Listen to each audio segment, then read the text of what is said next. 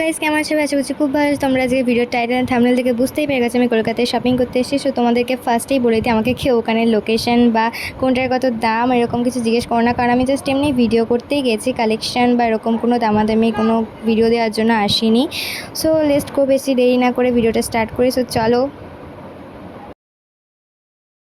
তো গাইজ দেখো, স্টেশনে চলে এসেছি। আর আমরা নবদ্বীপ স্টেশনে না, আমরা বিষ্ণুপ্রিয়া হল্টে এসেছি, কারণ ছোটো মাসির বাড়িতে ওটাই কাছে। আর দেখো, দেখতে দেখতে গাইজ আমরা হাওড়াতে পৌঁছে গেছি অনেকটা জার্নি করে, তাই ওইখানে ভিডিওটুকু নিয়ে নিই।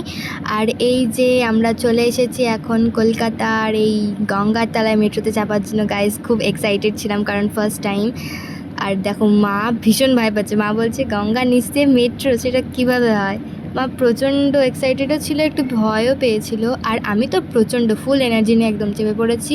এই যে দেখো, আমি এদিকে বসেছি কারণ সবাই এক জায়গায় সিট পাইনি। আর ওইদিকে দেখো মা মাসির ওখানে দাঁড়িয়ে আছে, আর এই দিদিও আছে ওখানে।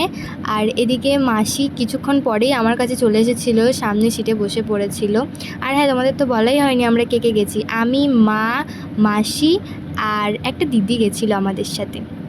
আর দেখো গাইস, আমরা যাচ্ছি এখন ভেতর দিয়ে। সেই থেকে আমরা শুধু অপেক্ষা করেই যাচ্ছি কখন গঙ্গা নিচ দিয়ে যাবো, কখন এই ব্লু লাইটটা জ্বলবে। আমি দেখো গাইস সব সময় জানলার দিকে তাকাচ্ছি।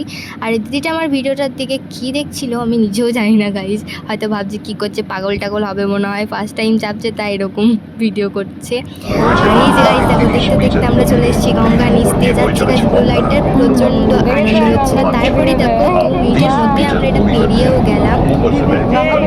আর গাইস দেখো, চলে এসছে এসপ্ল্যানেডে। আর দেখো কেমন বৃষ্টি হচ্ছে। আমরা যেদিন এসেছিলাম সেই 3 দিন ধরে বৃষ্টি পড়ছিল, কিন্তু কি করা যাবে গাইস, বৃষ্টি পড়ছে, যেতে তো হবেই আমাদেরকে। কলকাতাতে চলে এসছে দেরি না করে। আর দেখো গাইস, এখানে এসে আমার এই জামার দোকানে এই জামাগুলো খুব পছন্দ হয়েছিল। এই জামাগুলো 700-800 টাকার মধ্যেই ওয়ান পিসগুলো প্রায় ছিল। আর ওপরের যেগুলো প্যানের সাথে যেগুলো ছিল আর কি, জাম্পস্যুট টাইপের বা স্কার্ট টাইপের যেগুলো ছিল, ওগুলো 1500-1200 এরকম দাম বলছিল। বাট তোমরা তো জানোই নিউ মার্কেট মানে এখানে বার্গেনিং করতেই হবে। তারপরে দেখো গাইস, দোকানটা ঘুরে আমরা খেতে চলে এসেছি, কারণ আমাদের প্রচুর খিদে পেয়েছে। আর আমি এখানে ধোসা খেয়েছি, ধোসার ভিডিওটাই করিনি, ভুলেই গেছিলাম ভিডিও করতে। আর তারপরে দেখো গাইস, আমি ধোসা খেয়েছিলাম একা, আর মারা এসে এখানে বিরিয়ানি খাচ্ছিলো। আর আমার সামনে বিরিয়ানি খেলে আমি কি ছেড়ে দিই গাইস, বলো তোমরাই বলো, চিকেন বিরিয়ানি। তো মা হাফ খেয়েছে, আমি হাফ খেয়েছি, ওতে আমার পেট একদম ফুল হয়ে গেছে। দেখো বসে আছি আমরা, এদিকে বাইরে প্রচণ্ড বৃষ্টি পড়ে আছে, জানি না কীভাবে শপিং করব আমরা। আর এই প্রথমে আমরা একটা সানগ্লাসের দোকানে চলে এসেছি। আর এখানে সানগ্লাসগুলো আমার এত পছন্দ হয়েছে গাইস, মাসি একটা সানগ্লাস কিনেও দিয়েছে আমাকে। আর এই যে এই দোকানে চলে এসেছি আমরা এখন কুর্তি কেনার জন্য। গাইস তোমরা প্লিজ আমার কাছে এখানের লোকেশনটা চেও না, কারণ আমি ফার্স্ট টাইম আমি কলকাতায় গিয়ে এইভাবে শপিং করছি।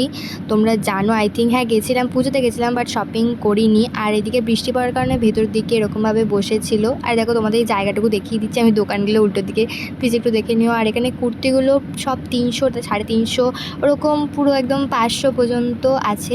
আর এদিকে দেখো গাইস, প্রথমেই ছেলেদের দোকানে চলে এসেছি জামা কেনার, কারণ এখান থেকে দাদার জামা কিনছিল, বাবার জামা কিনছিল। আর কিন্তু আমার তো এখানে কোনো কাজই নেই, কি করবো গাইস। আর যে বুঝতে পারছো না গাইস, ছেলেদের জামাগুলো আমার এত পছন্দ হয়েছে যে আমি যদি ছেলে হতাম আমিই নিয়ে নিতাম। আর দেখো কীভাবে আমি ঘেমেছি গাইস, জাস্ট দেখো কীভাবে আমি ঘাইমা গেছি। এত গরম, আর পিছন দিয়ে সব কোরিয়ান অন্যরকম দেখতে কীরকম যাচ্ছিলো, সব ফর্সা ফর্সা একদম, কি সুন্দর লাগছে। কী করবো গাইস, সব গরমে আর কি করার আছে। এই যে প্রথমেই ঢুকে পড়েছি আমরা শাড়ির দোকানের দিকে যেতে যেতে, কিন্তু শাড়ি কিনিনি। দেখো গাইস কীভাবে মাসি এই শাড়ির দোকানটাকে ইগনোর করে চলে যাচ্ছে। আর গাইস তোমরা এই জায়গাটা চিনতে পারলে প্লিজ আমাকে একটু কমেন্ট করো, ঠিক আছে। আর দেখো গাইস, তোমরা এখন ভাবছো হয়তো যে এইভাবে শুধু ছেলেদের দোকানগুলোই কেন করেছি, ছেলেদের জামা প্যান্টের দোকানগুলো কেন ঘুরে যাচ্ছি, কারণ একটা দোকান থেকে তো আমরা জামা প্যান্ট কিনিনি, সো আলাদা আলাদা দোকান থেকে কিনছি। আর আমার জামাগুলো খুব পছন্দ হয়েছে গাইস। যদি একটা কপালে ঠাকুর বয়ফ্রেন্ড জুটিয়ে দিত, তাহলেই এরকম একটা সুন্দর দেখে জামা প্যান্ট কিনে নিয়ে চলে যাইতাম। কিন্তু কি করার আছে, ঠাকুর তো আর জোটায়নি, জানি না কবে জুটবে না জুটবে। না জুটুক, কিছু করার নেই গাইস, এইভাবেই দেখতে হবে। দাদাদের জন্য তো পছন্দ করে নিয়ে যাওয়া যাবে, এইটুকুই যথেষ্ট কাটা।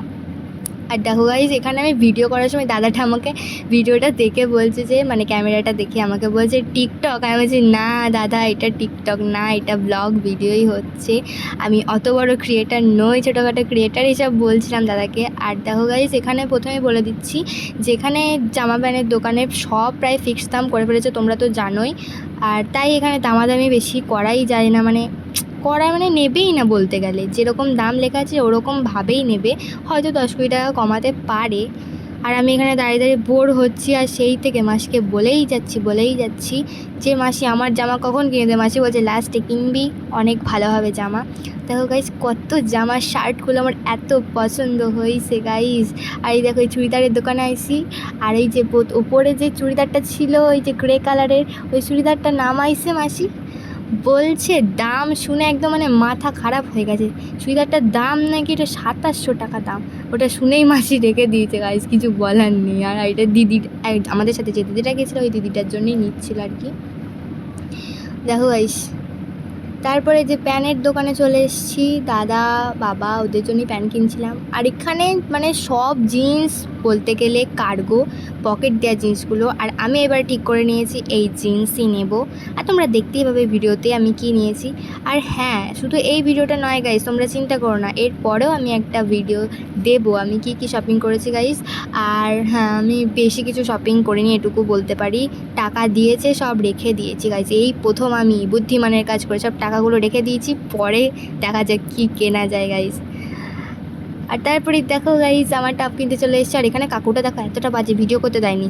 আর তারপরে দেখো জিন্সের দোকানে চলে এসেছি, এখান থেকে আমি জিন্স তো নিয়েছি, কিন্তু কোন জিন্সটা নিয়েছি গাইজ ওপরের দিকে তোমরা গেস করতে পারছো কি? আর তারপরে দেখো ভেতর দিয়ে আমরা চলে যাচ্ছি এইদিকে মার্কেটের ভেতর দিয়ে, কিন্তু কিছু পছন্দ হচ্ছে না। আর তোমরা এই জায়গাটা থেকে অবশ্য বুঝতেই পারবে, এখানে প্যান্ডেল হচ্ছে, যারা এখানে গেছো ওখানে তো বুঝতেই পারবে এটা কোন জায়গা, আর বলে লাভ নেই। আর এই যে আমরা চলে এসেছি তারপরে এখানে শ্রী লেদার্সে জুতো কেনার জন্য।